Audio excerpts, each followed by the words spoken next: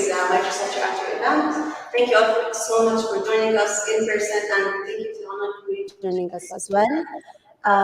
My name is Hadeel Shubair. I am a regional cloud advocate and data analytics engineer for Microsoft, Reactor Middle East and Africa. And I'm very excited to share with you my knowledge in data and continue our data science series that we've already started 2 weeks ago. And today's session, we are going to continue, is going to be a continuation from last time, which is going to be a dive into the data analytics journey. We're going to be talking about data exploration and data visualization, kind of exploring those concepts heavily and kind of understanding the flow or the process behind it. So thank you so much again for joining us, and it's a pleasure to be here with all of you. So let's begin. Just a kind reminder that this event is part of our Microsoft Reactor, has a code of conduct. So just be kind, be welcoming, be respectful, and most importantly, be open to all questions and viewpoints, because we're all here to learn. So let's make this as engaging as possible. That being said, let's begin.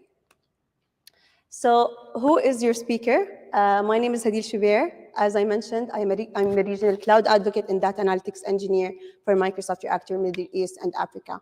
Now, my role as a cloud advocate is I enjoy to share my knowledge and my learnings in data analytics and data science, and even exploring other tech fields as well with you all, specifically in AI, machine learning, data science, data analytics, as well as exploring other tech fields.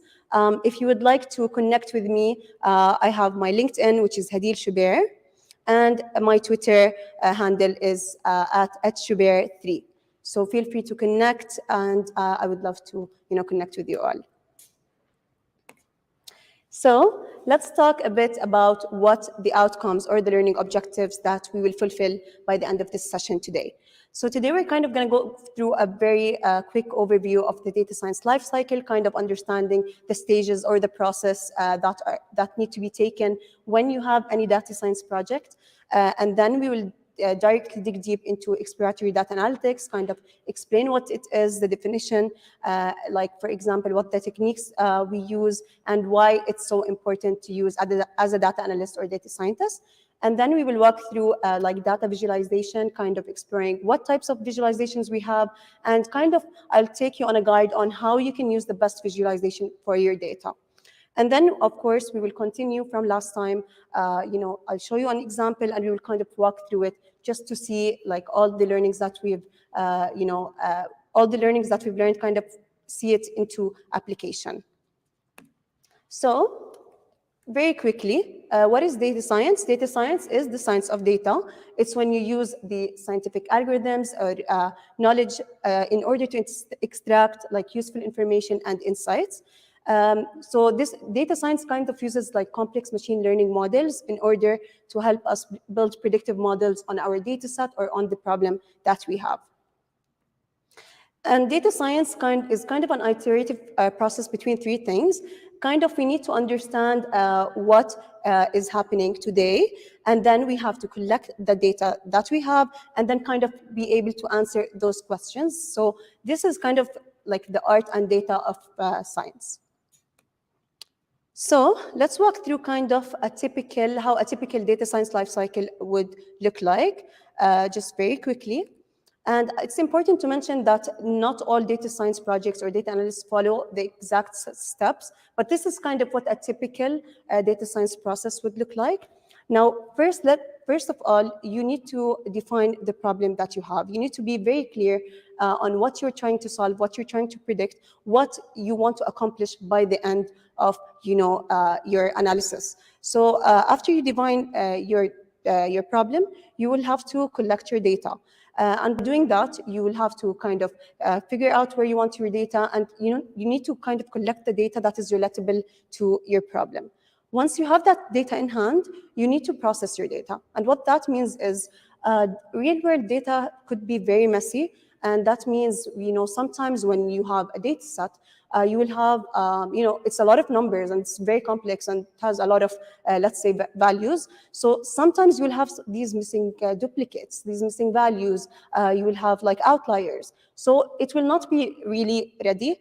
It would be messy data. So we need to kind of walk it through a data cleaning and pre-processing step in order to clean our data and have it ready for our analysis and processing. And we already kind of touched upon that the last 2 weeks in our previous session.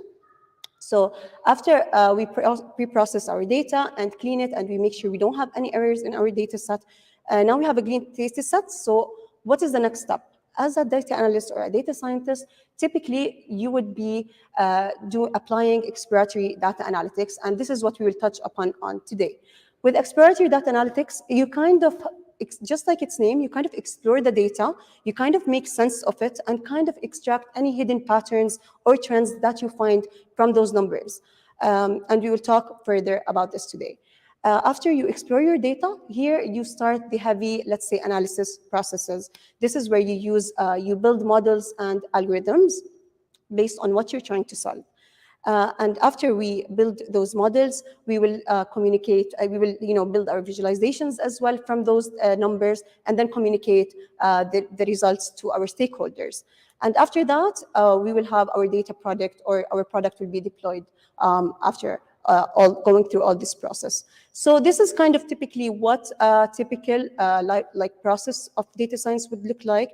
It differs really from your problem, from the data set you have, and what steps you want to be taken. But it kind of follows that, let's say, a framework. So as I said last time, we explored the first stage in the data science lifecycle, which is data cleaning and pre-processing. And I will tell you about the steps that we did last time. We had our data set, which was a medical insurance cost data set. And we found out in the data set that we did have missing data. We had like unused columns that we didn't need. We had some categorical values that we needed to convert into numerical values so the data set can be processed. And we had to normalize some data using the minimum maximum normalization.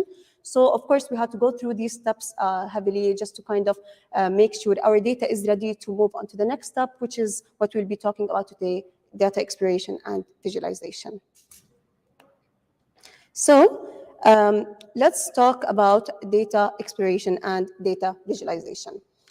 Now, this is a question to you. Have you ever seen like a raw data set? Maybe it was in a comma delineated file, maybe it was in kind of a huge Excel sheets full of numbers and values that kind of don't make sense to you.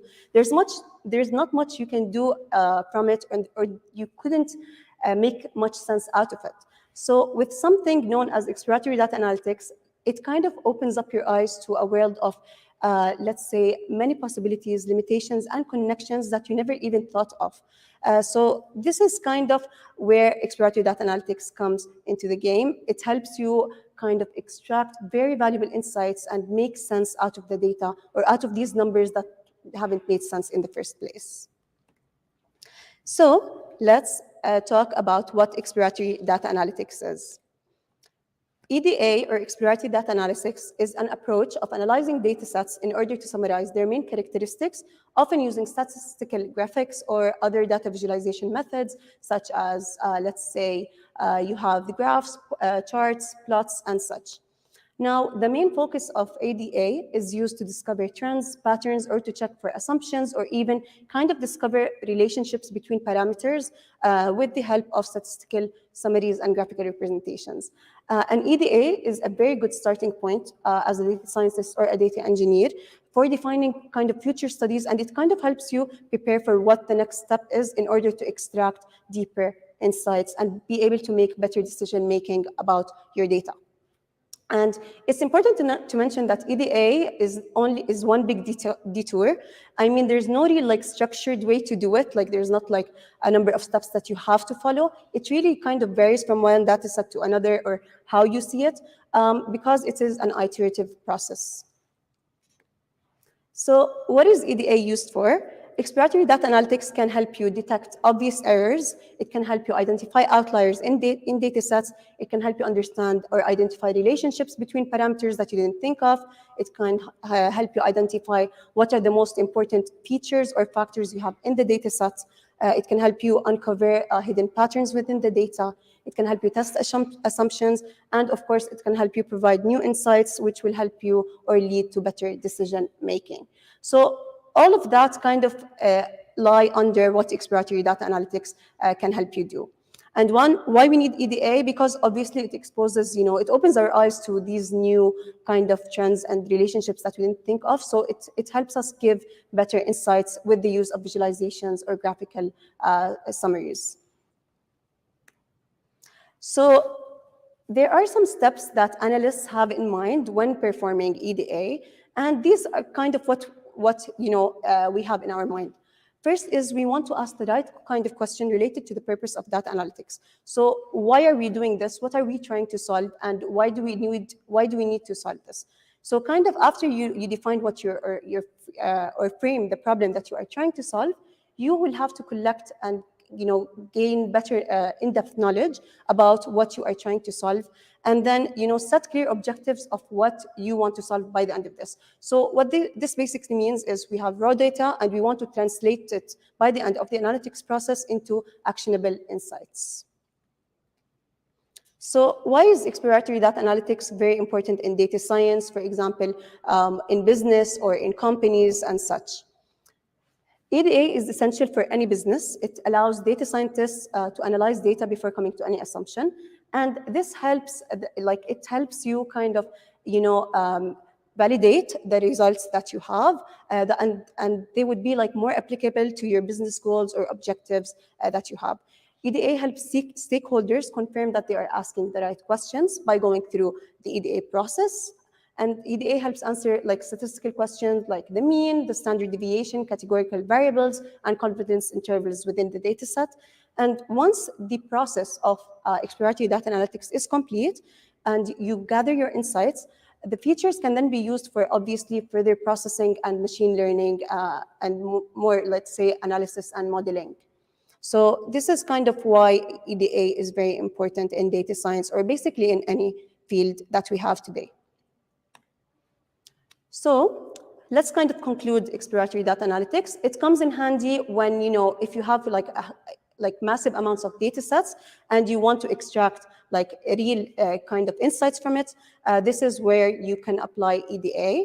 And it can be beneficial, as I said, for possibly many fields, such as research and development, in engineering, in data science, in data engineering, and so on.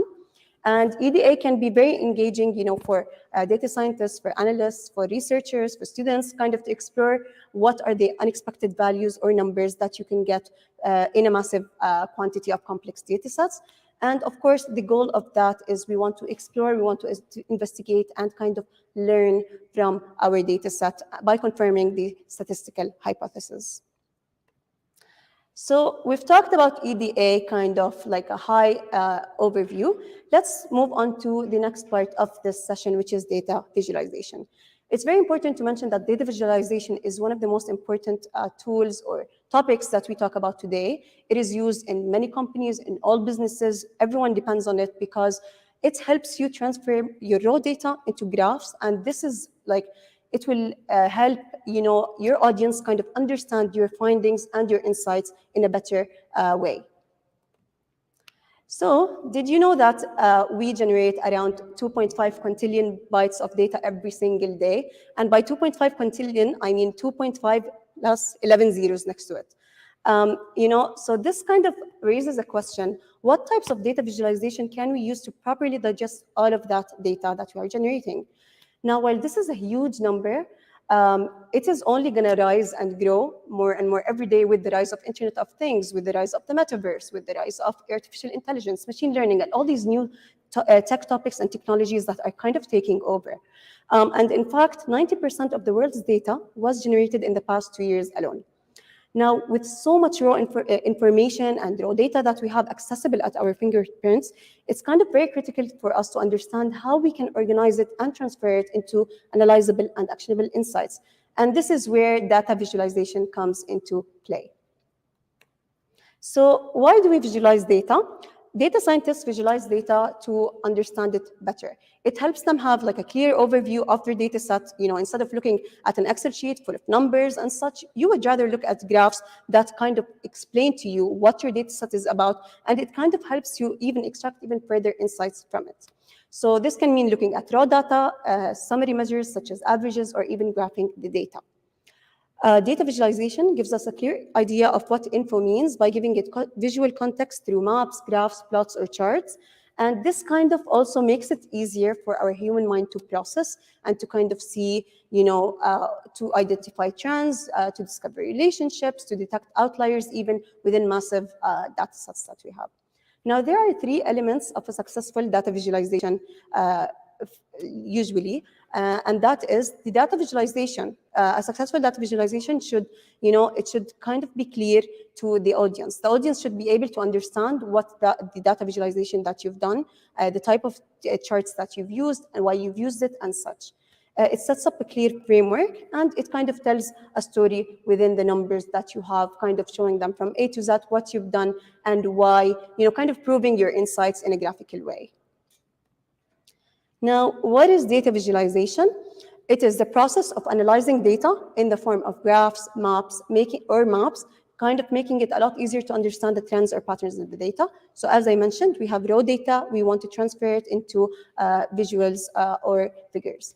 The goal of data visualization is, obviously we want to communicate data faster, more efficiently, and even more clearly to a broad audience. It provides a quick high-level summary when we need huge numbers or huge data sets, so it comes in very handy. And it enables decision makers to see analytics presented visually, so it kind of helps them grasp the difficult concepts, or let's say kind of the hidden patterns that you have in the data set. Data visualization is actually used for a lot of in a lot of ways, but one of the most popular things in data visualization is data visualization uses elements of storytelling, visual storytelling, to communicate a message supported by the data. And by storytelling, this is actually one of the most important talked about topics that we have in data as a data analyst or a data scientist. You need to have the storytelling skills to kind of explain to your audience or to your stakeholders in the business why your data or why your results are the way they are. What have you done from A to Z in the analytics process? Now, visualization can be used for several things, and such as, for example, we have making data engaging and easily accessible to a wide audience, identifying trends and outliers within a set of data, telling a story found within the data, highlighting the most important parts that we have, and of course, supporting any business decisions and answering the questions that we have in mind. Now, why do we use data visualization? Of course, with the help of charts and graphs to display data visually, it gives you a clear overview of kind of your objectives through graphical representations. It helps you find trends by comparing data points related to one another through charts and graphs. It helps tell business stories that you have through interactive visualization, and it allows business users to gain and extract valuable insights from the data that you have. It's important to mention that there are many types of data visualizations. We will walk through a lot of them. Now, the trick here is kind of, once you have a data science project or a data analytics project and you want to kind of use visualizations, you need to know when to use the right visualization chart or graph. And this can be based on, you have to understand your data better, understand the story behind it, and of course, you need to know who your target audience or your media is. This will kind of, keeping these things in the back of your mind will kind of help you figure out what data visualization chart or graph that you can use. Now, let's talk about the types of visualizations that we have. As I mentioned, we do have a lot, but we will cover the most common ones. So we have box plots, and box plots are used to show distributions of numeric data values, especially when you want to compare them between multiple groups. Now, when you want to visualize a data set's key statistics, this is best used for a box plot. Now, as you can see, box plots are also called box and whisker plots as well. And they're usually used to represent minimum and maximum values, median values, lower and upper quartiles, and they are one of many ways that can be used in data analytics to detect outliers. So this is when we use box plots. So basically, when you want to kind of compare distributions, this is when you use box plots. The next one we have here is scatter plots. And scatter plots is basically when you have two variables that pair well together, or you want to kind of display the relationship between those two variables on an X and Y axis. So as you see here in this graph, they're all like scattered, so so they come in a single value, and they give that scatter effect. That's why you have that name of a scatter plot, and they're best used when time is not a significant factor, and when you want to kind of identify or display relationship between variables. This is best used for the scatter plot. Next, we have the line graphs, and line graphs are used for kind of time series data. So, or if you want to track changes over a short or a longer period of time. They are visually similar to scatter plots. However, they have the segments that are joined by a line, and they allow for a quick observation of acceleration, meaning when the line goes up, deceleration when the line goes down, and volatility, volatility, meaning when the line goes up and down, just as we see here. And line graphs are very effective to be used for, when you want to show changes and trends over the time, when you want to display forecast data, highlight anomalies across data series, and when you want to kind of compare lots of data. So basically, any kind of time series data that you have, definitely recommend you to use line graphs. With bar charts, it's used mostly for comparison of a single category of data or several. So when you want to kind of show a distribution of data points to perform comparisons across, multiple, subgroups of your data, this is when you use bar charts. And some bar charts actually cluster bars into groups of 2 or 3, as we see in this picture, which allow you to compare numerous variables at different points in time. So they're used to compare single categories of data, like single data or multiple data. Next, we have histograms. This is one of the most common visualization tools that we use as data scientists or data analysts. And, with histograms, they help us, measure the distribution of numerical data that we have. We use histograms when we have continuous measurements, and kind of it helps us understand the distribution of values and such. Now, in a histogram, each bar, as we can see here, kind of represents how often a data point falls within a given range. For example, now, as you can see here in this example, you can have each column might represent like an interval. So for example, you have the time of count, for example, here from 8 to 8.15 and such. So this is where histograms are excellent for summarizing large amounts of data sets that you have without needing to inspect every single value. So when you need to measure distribution of numerical data, that's kind of when you use histograms. Pie charts are very common, when you want to find the percentage of your sales, the revenue of your products last year. So anything that has to do with percentages or proportions, this is where you use pie charts. And it is best suited to data that is split into categories. Most probably, it would be best if they were split into 5 or 6 categories at max. Column charts, they're useful for showing data changes over a period of time, or even illustrating comparisons among the items. They're typically organized along a horizontal axis, and values are along the x-axis. And we use them kind of to track, let's say, the monthly sales or the revenue per landing page and such. Now, we talked about the most common ones, but here are some other examples of visualizations that you can find. We have Venn diagrams, we have area charts, we have donut charts, we have a bubble chart, map charts, heat maps, line graphs, timelines. There's a lot of visualizations. And, with data visualization, it's kind of the possibilities are endless. So you kind of need to understand what is your goal in the beginning in order to be able to use the kind visualization tool for your data set. How do we do that? I'm going to show you in the next slide, like kind of a guide that will kind of help you understand how you can pick the best visualization tool based on your data set. So based on what you want, so do you want to inform, and by that meaning, do you want to convey a single important data point? You can use the following 3. You can use either a single big number, a donut chart, or a pictograph. If you want to show change over time or by location, you can use the several. You can use a line chart, an area chart, a timeline, or a map chart. For example, if you have like many series over time, the best one to use is a line chart. And if you have like few series over time, you would use an area chart. If you want to reveal relationships or discover relationships between kind of parameters or like correlations or distributions, this is where we use histograms, scatter plots, or multi-series charts. If we want to compare categories or show compositions, we would typically use like pie charts, bar charts, let's say tree maps, bubble clouds, and such. And if we want to show groupings, rankings, or processes, this is where we use flow diagrams, Venn diagrams, lists, pyramid diagrams, tables, and so on. So this is kind of, it really depends on the goal, what you are trying to solve, and then based on that, you would choose the best tool.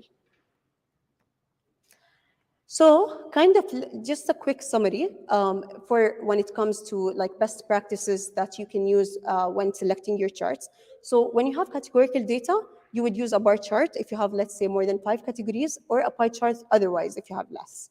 If you have nominal data, you would typically use bar charts or histograms if your data is discrete, or if your data is continuous, then it's best to use a line or area chart. If you want to show a relationship between values in your data set, this is where you use scatter plots, line charts, or even bubble charts. If you want to compare values, the best one to use is a pie chart for relative comparison. And if you want to use, let's say, precise comparison, this is where you focus on using bar charts. If we want to kind of compare volumes, we would use a bubble chart or an area chart. And lastly, if you want to show trends and patterns in our data, we would use a scatter plot, a bar chart, or a line chart. So really, it depends on what your goal is. Before we move on to the example, as I mentioned, data storytelling is a huge part of data visualization that is very important as a data analyst, data scientist, or let's say as even a researcher.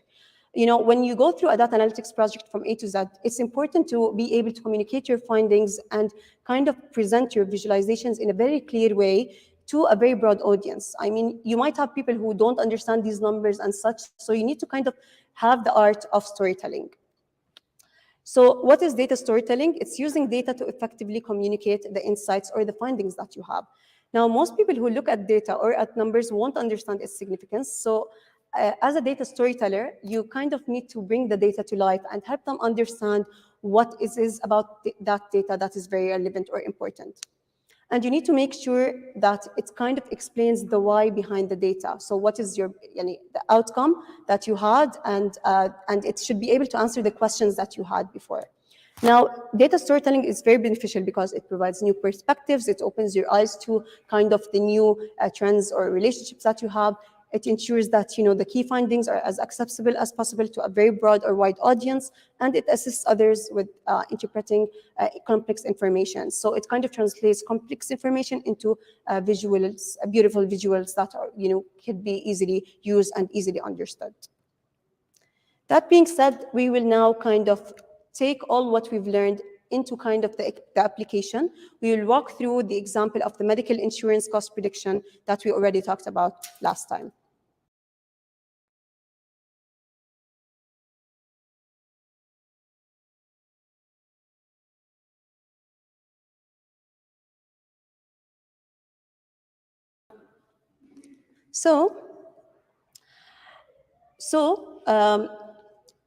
Okay, we want to build, our goal by the end of this project is we want to build a model to predict the cost of treatment for individuals based on their age, their gender, their BMI, and other information that we have.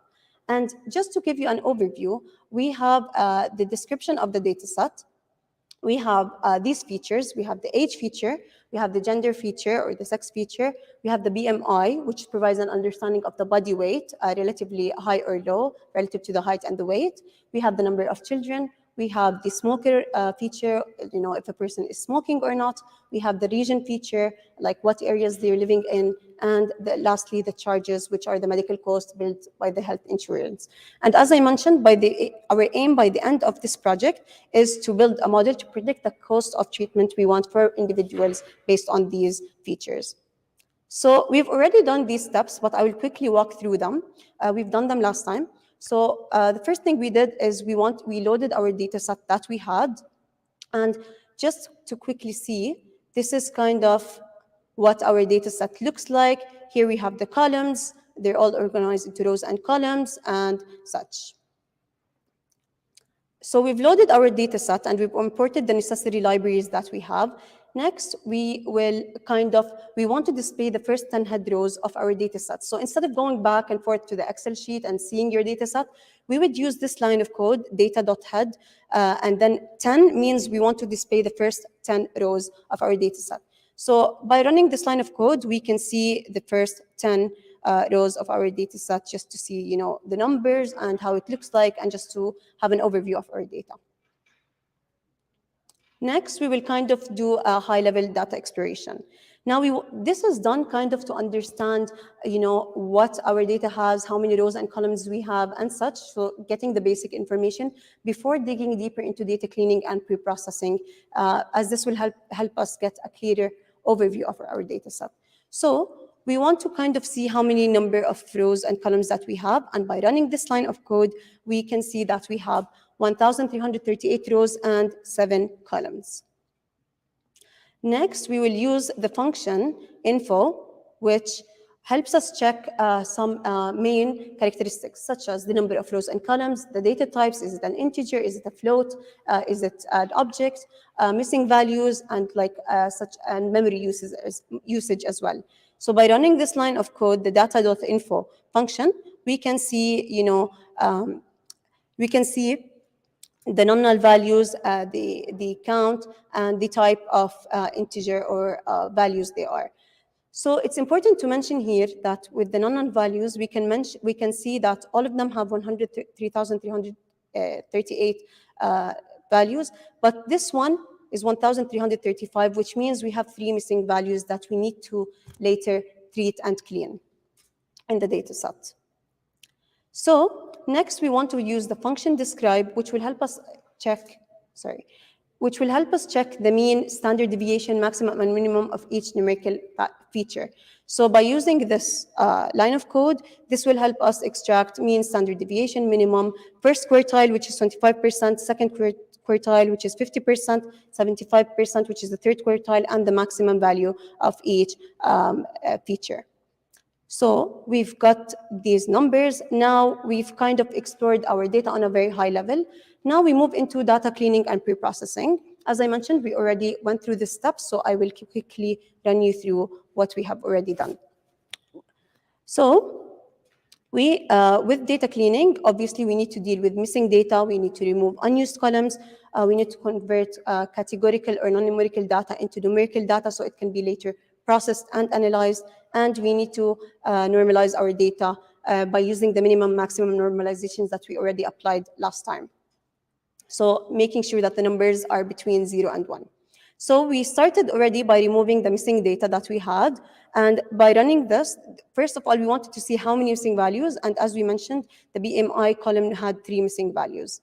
So next, we want to drop the rows with the missing values. So as you can see here, it's confirmed that it is dropped after running this line of code, which is data.dropNA.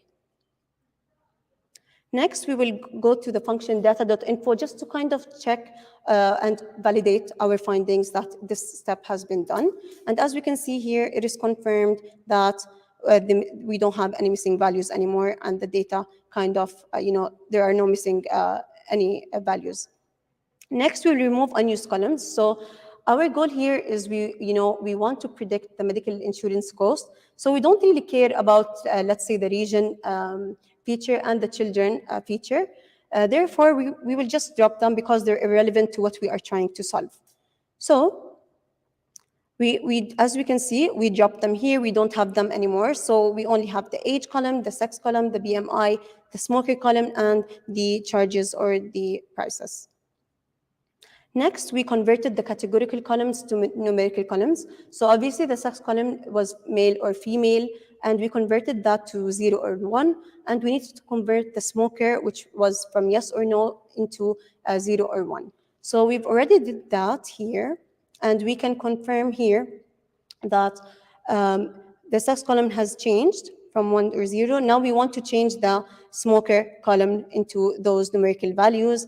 And here we can confirm that this has been done as well.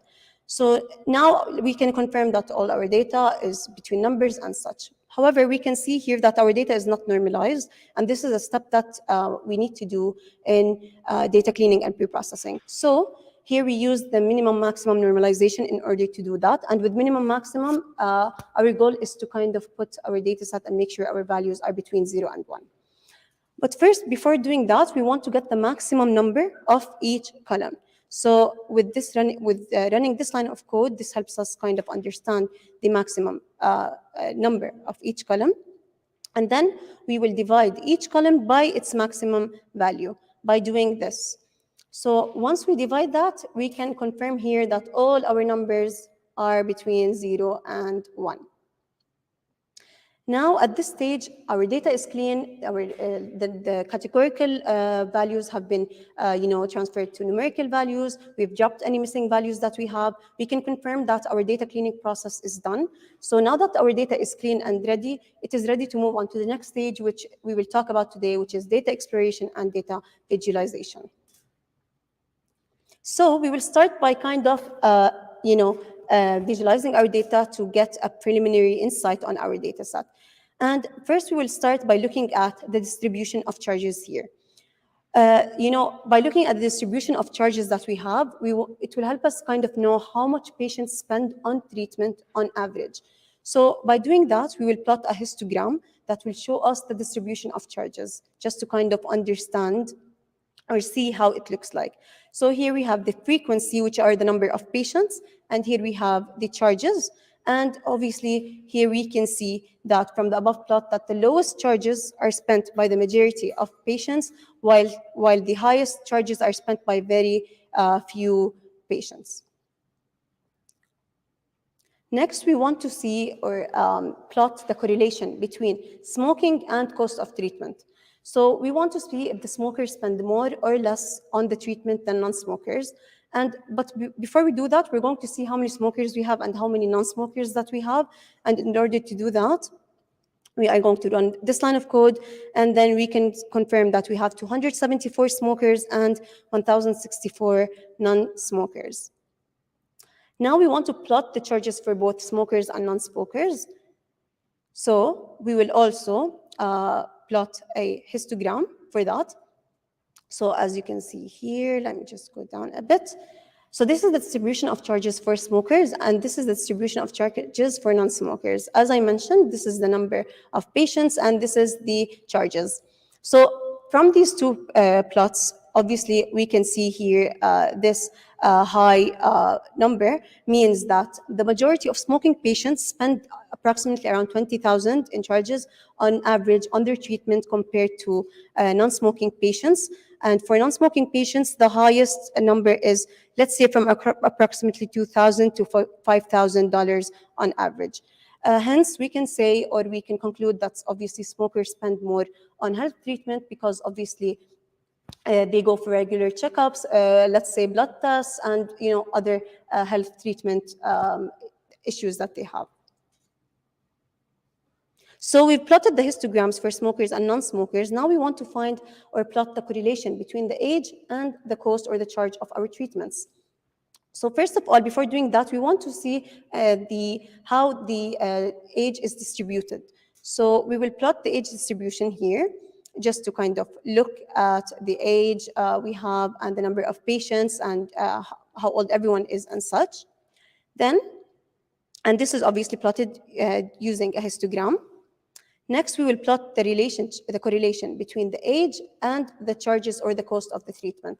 In order to do that, we will use a scatter plot. And here, as we can see, we have the charges or the rates and the age. Now, from the scatter plot, let me just zoom a bit. Yeah. So from this scatter plot, we kind of can see that, here, the older patients get, the more they spend on their health treatment because of all the medical issues that they have and such. So this kind of shows you, helps you kind of draw the conclusions that you want as a data analyst or a data scientist from these visualizations. Next, we will check if the smoking also affects this curve. And so to do that, we will plot a scatter plot, which shows the relation between the age and the cost of treatment, while showing, we will put smokers in red and the non-smokers in blue. So here we have the cost of treatment for different ages, and it's a scatter plot, and we have the charges on the left and the age here. And so, as we mentioned, smokers will be in red, non-smokers in blue. So we can see from here that non-smokers spend less on their health treatment than smokers, regardless of their age. So this kind of also validates our previous results or our previous findings. So really, you have to kind of think of what visualizations you want to give and try to find the relationships between parameters in order to drive the conclusions or to drive or extract insights based on what you are finding. Now, we are going to find the correlation between the BMI and between the cost of treatment. So obviously, for the BMI, we all know it's this is the formula for it. And this is kind of a BMI chart, which kind of helps you see the different categories. So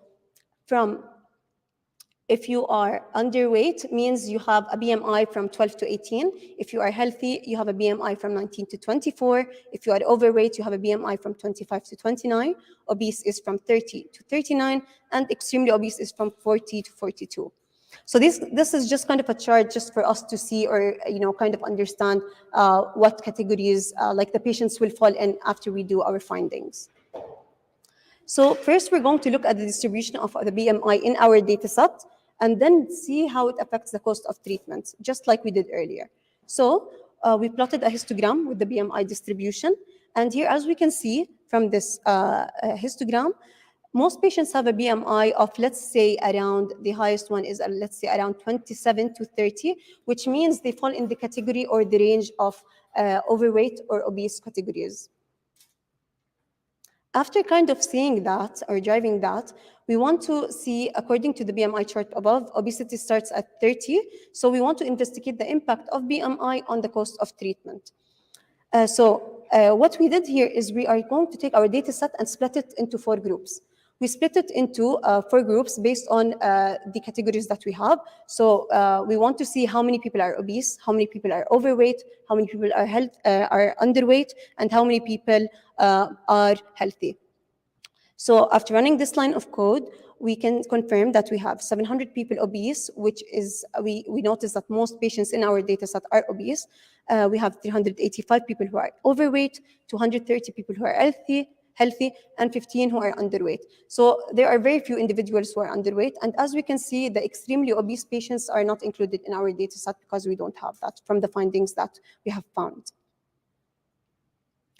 Now, to compare this, we are going to plot the distribution of charges for all these 4 groups, the obese category, overweight, healthy, and underweight category in one plot, while showing each one in a separate color. So obese will be showing in red, overweight will be in yellow, healthy will be in green, and underweight will be in blue. So this is the distribution of charges that we have here. From here, we can see that from this data set, we can see that patients with BMI above 30 who are obese, which are in red, spend the most on treatment because of the health issues, checkups, blood tests, and such. Now, we can confirm, for example, because this is a very simple data set, we can confirm that our exploration and our visualization is done. So our data set is kind of ready to move on to the next process or the next stage, which is data processing and analysis. And basically, this is where we build the predictive models and the algorithms. And you kind of use the heavy data analytics tools based on that. And this step will not be presented today. It will be presented next time in next time's session. Now we will just go back to the slides. So obviously today we were not able to cover, let's say, a deeper insight on our data set or on what we're trying to solve. However, I do have some further learning or resources that I would highly recommend for you to check out at your own pace. These learning resources are from our Microsoft Learn platform, and they are completely free for you to check out, to use, and to complete at your own pace. And for example, this first learning module we have is for exploring and analyzing data with Python. This involves data exploration steps in data science, as well as, for example, it helps you see visualizations of data. There's an example and an exercise for visualizing real-world data, just to kind of understand and go over and go over these steps. So this is the Learn module. I would highly recommend for you to complete it. Highly recommended, because it has even more valuable information, and kind of with the example and the exercise provided, it helps you understand exactly how the process flows. So this is the first Learn module that we have. Definitely check it out. The second Learn module is mostly focusing on data visualization fundamentals. So with this Learn module, if you want to learn more about visualizations, if you're interested about more, let's say, how to use the common types of data, their use cases, Power BI even, and such, this is a very great Learn module for you. It's a beginner one, so it's very user-friendly. You would be able to understand it really easily. And as I mentioned, it kind of gives you a more in-depth concepts. So these are kind of what are included in the module. And it wouldn't take you an hour to complete, like 38 minutes. So highly recommended for you to check it out and to complete it as well. And this is also available on our Microsoft Learn platform. That being said, this is kind of, just a second. As a recap, so what we have done today, we've explored this, the second stage in the data science lifecycle, which is data visualization and data exploration.